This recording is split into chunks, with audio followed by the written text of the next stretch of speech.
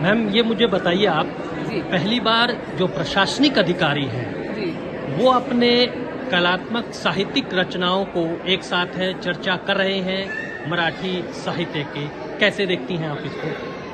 मैं तो बहुत ही प्रसन्न हूँ क्योंकि मैं खुद बहुत लेखन करती हूँ।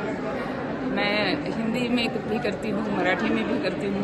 आज जो मेरी पुस्तक यहाँ पर प्रकाशित बुक रिलीज हुई है, ये मेरी अंग्रेजी की पहली बुक है, लेकिन ये मेरी 32वीं बुक है।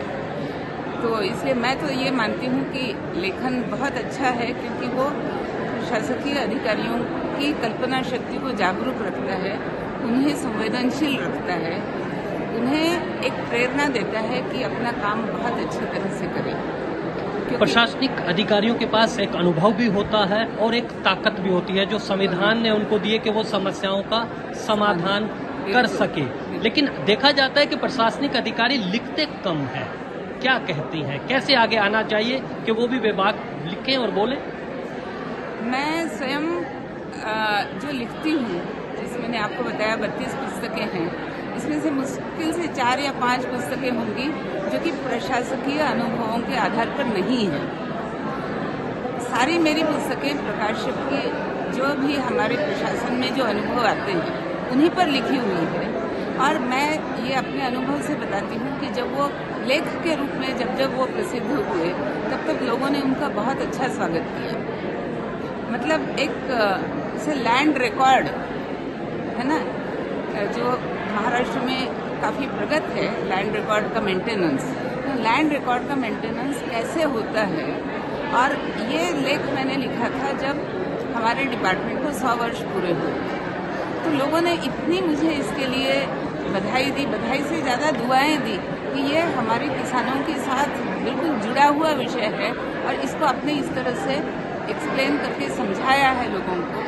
तो हमें जब किसानों से बात करनी होती है, कई पत्रकार होते हैं, कुछ वकील होते हैं, कुछ सामाजिक कार्यकर्ता होते हैं, सबने कहा कि हम उनके पास इस लेख को रेफरेंस के रूप में ले जाकर के दिखा सकते हैं। एक आखिरी सवाल आपसे जानना चाहता हूँ, समाज में नई तरह की चुनौतियां हैं और आजकल आर्टिफिशियल इंटेलिजेंस के दौर में क्या कहेंगी कि कौन कौन सी ऐसी चुनौती आपको लगती है कि उस पर ज़्यादा चर्चा होनी चाहिए, संवाद होना चाहिए?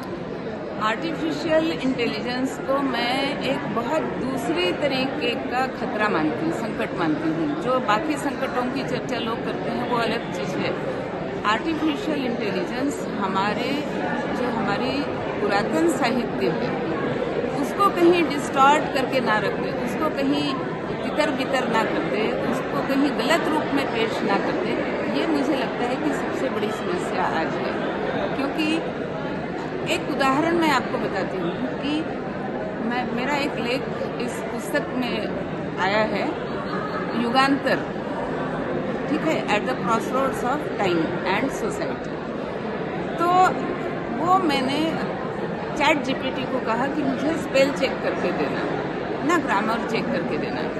उसने मुझे कम से कम 10 बार बताया कि आपके लेख में बहुत ज़्यादा हिंदी शब्द हैं, बहुत ज़्यादा अलग अजीब किस्म की आइडियाज़ आपने लिखी हैं, आप हमें आदेश दें, हम इसको बहुत बेहतर बना करके आपको पेश करेंगे, है ना।